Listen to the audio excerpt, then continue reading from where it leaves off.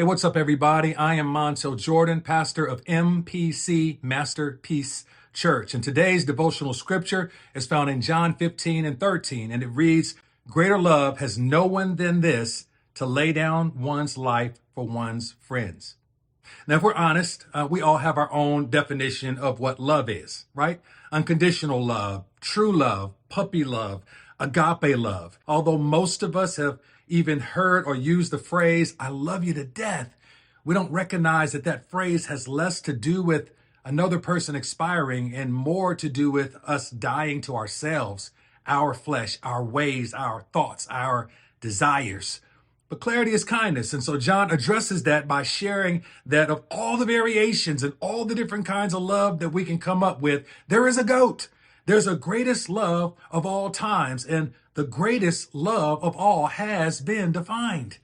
And yet we often attempt to redefine what God has already defined. But listen, y'all, there is no greater love than to lay down one's life for a friend. A friend? For my children, for sure. For my grandkids, no question. For a loved one, possibly.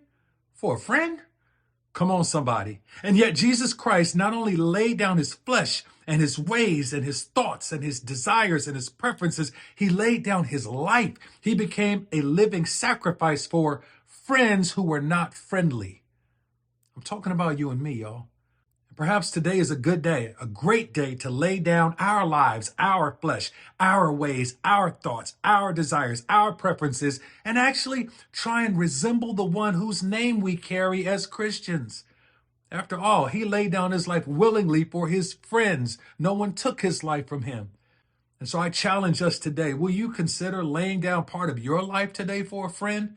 Not in death, but just choosing to defer what you would prefer for the sake of someone else having life more abundantly. I challenge us all today for us to look more like the one we serve and do for our friends what he did and what he still does for us. God bless.